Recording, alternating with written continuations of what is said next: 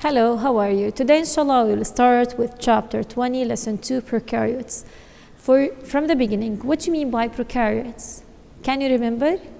Prokaryotic, no real nucleus. So, as we classify the organisms on the life, we say that we have two types, prokaryotic and eukaryotic. Prokaryotic lack real nucleus. So, for my objectives today, I need to classify the prokaryotes and to understand the function and the structure of the prokaryotes. Let's start with the first objective. Let's classify the prokaryotes.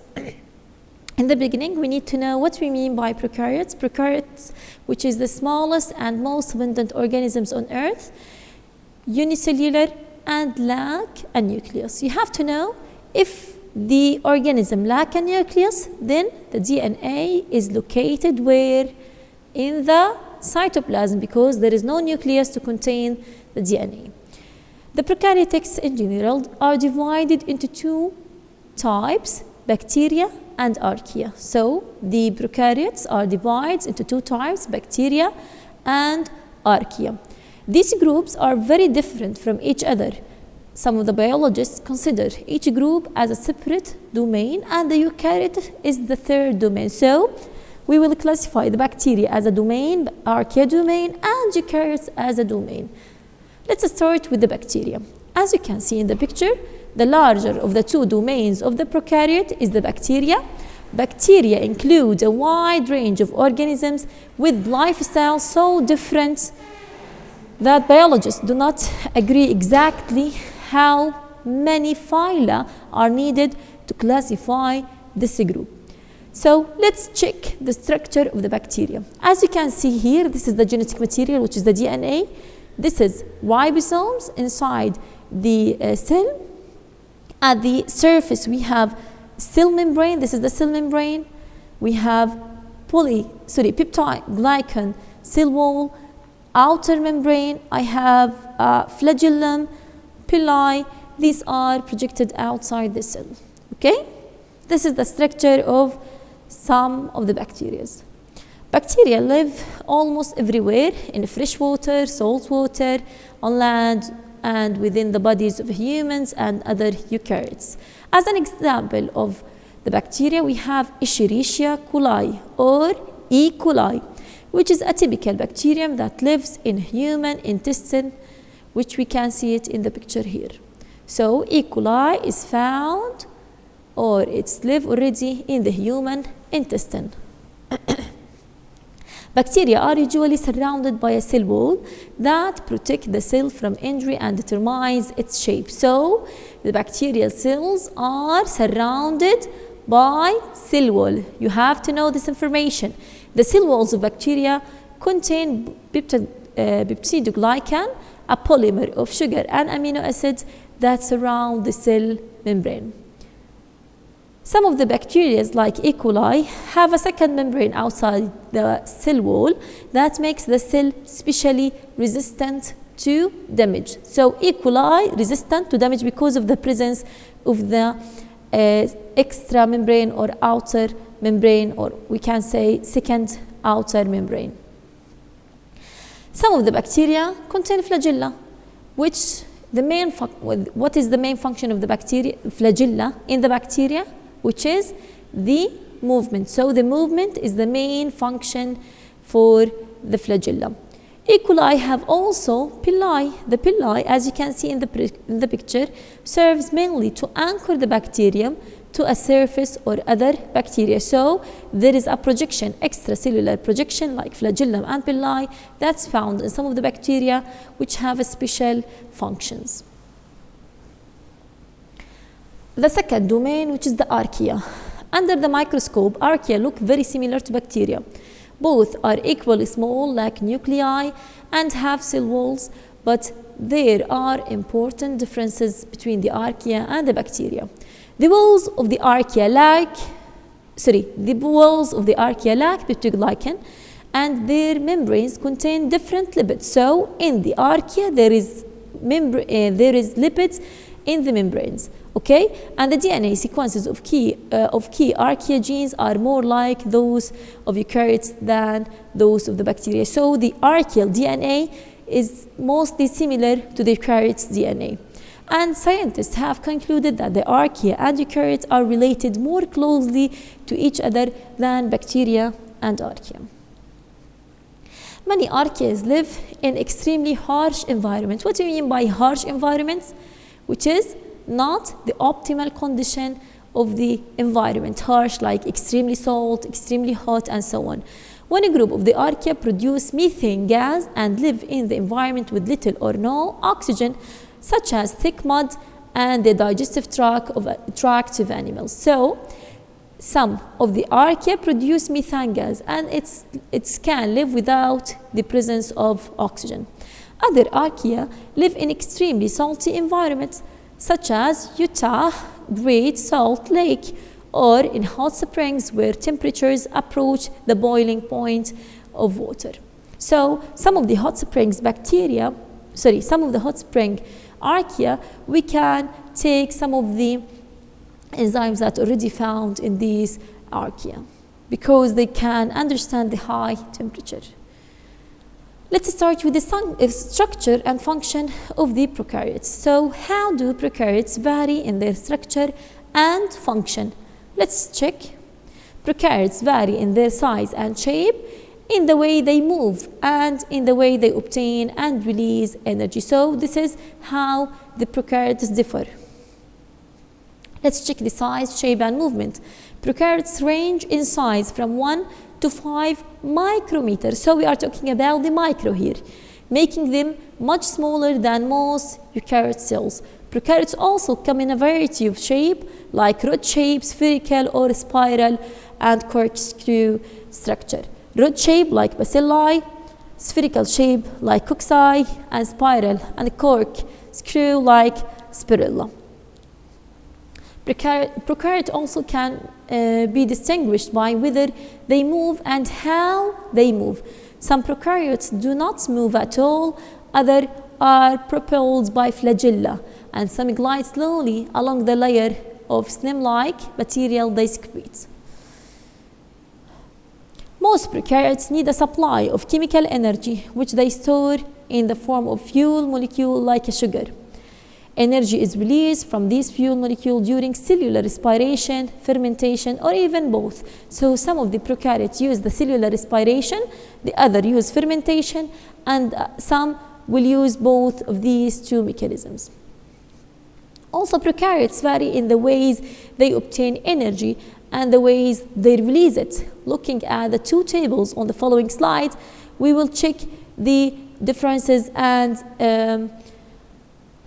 the energy captured by prokaryotes. So, we have heterotrophs, phototrophs, chemotrophs, and how they will capture the energy, and at the same time we will have the habitat and example on each of these examples. Let's check the heterotroph. They already take the energy from organic molecules from the environment. And for the habitats, they have wide range of environments, like as an example of prokaryotic, we have the Clostridium. Okay?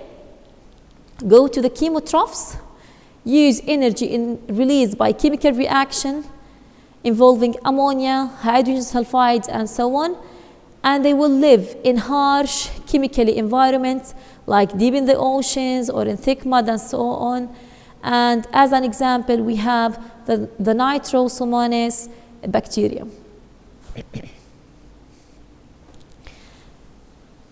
For the mode of metabolism, we have to check for obligate aerobe. When we say obligate aerobe, they require oxygen. Anaerobe, they will not require an oxygen. And facultative anaerobe, okay? You have to check this informations. Facultative anaerobe, it means survive without oxygen when necessary. So in the real life, they will survive in the oxygen, or they will live in the oxygen environment, rich environment, but in harsh condition where we lack the oxygen, they can live also in these environments. For the obligate aerobe, they will release the energy by cellular respiration, and the habitat for it like oxygen-rich environment and Mycobacterium tuberculosis, which will live in the human lungs and cause TB, tuberculosis. The other one, which is obligate anaerobe, which they will not live in the presence of oxygen. They will use fermentation to release energy, and they will live in environments lack oxygen like deep soil and so on. As an example of the obligate anaerobe, we have Clostridium botulinum. For the other type, or the third type, which is facultative anaerobe, they can use either cellular respiration or fermentation as necessarily. They will live in oxygen-rich or in oxygen-poor environments. As an example, E. coli, which already live in the human large intestine. Let's check how the prokaryotes will live and grow, reproduce, and recombinate. When a prokaryote has grown so that it has nearly doubles in size, and it replicates its DNA and divides it in half, producing two identical cells. And this type of reproduction called binary fission. So as you remember, in chapter 10, we already take the binary fission, and we say that the binary fission is an example of the reproduction in the prokaryotes. Because the binary fission doesn't involve the exchange or recombination of genetic information, it is called asexual reproduction. So the the reproduction in the prokaryotic cells are called asexual reproduction. When conditions are favorable by the prokaryotes, they can grow and divide at a high rate, like every 20 minutes they will divide. When growth conditions become unfavorable, many prokaryote cells form an endospore. So the endospore is a structure for low or harsh condition, okay?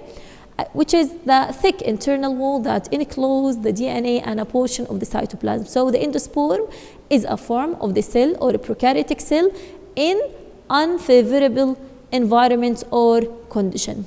And they can remain dormant for months or even years until the environment is favorable again, and they will divide to form new colonies or a new population. The ability to form endospores make it possible for some prokaryotes to survive in very harsh conditions, like the Bacillus anthracis.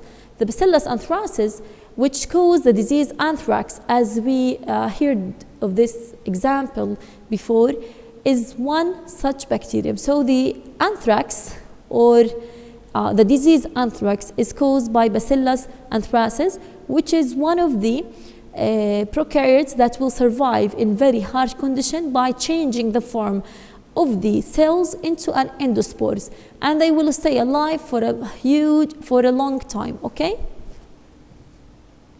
Let's check for the mutation.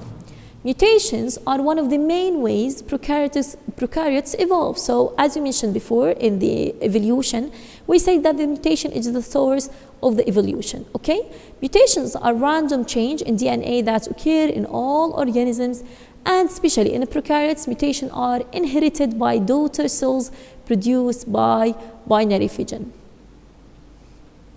For the conjugation, many prokaryotes exchange genetic information by a process called conjugation.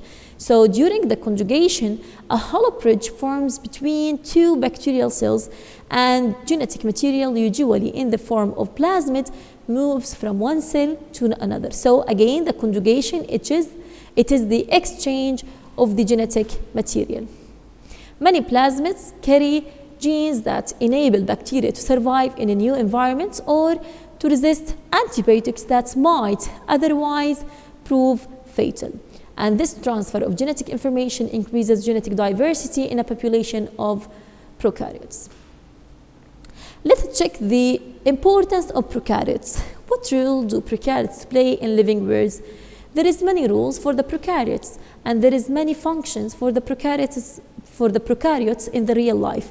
So again, prokaryotes are essential in maintaining every aspect of the ecological balance of the living world, and some species have specific uses in human industry. Let's check some of these uses. The first one, which is the decomposer. Bacteria called actinomycetes are present in soil and in rotting plant materials such as fallen logs and so on, where they decompose complex organic molecules into simpler molecules. Another function, which is producers. We have photosynthetic prokaryotes that are among the most important producers on the planet. Like food chains everywhere are dependent upon prokaryotes as produce of food and biomass.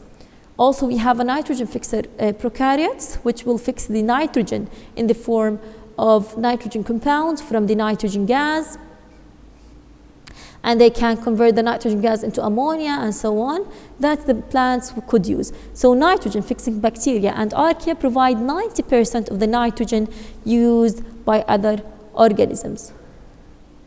Some of the plants have a symbiotic relationships with the nitrogen fixing prokaryotes, and the bacterium rhizobium grows in the nodules or knobs of the roots of the legume.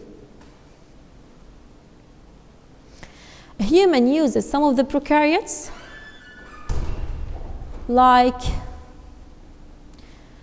a bacterium called lactobacillus, which is used in the yogurts. Used in the milk to produce yogurts. Some bacteria can digest petroleum and remove human-made waste produced and poisons from water.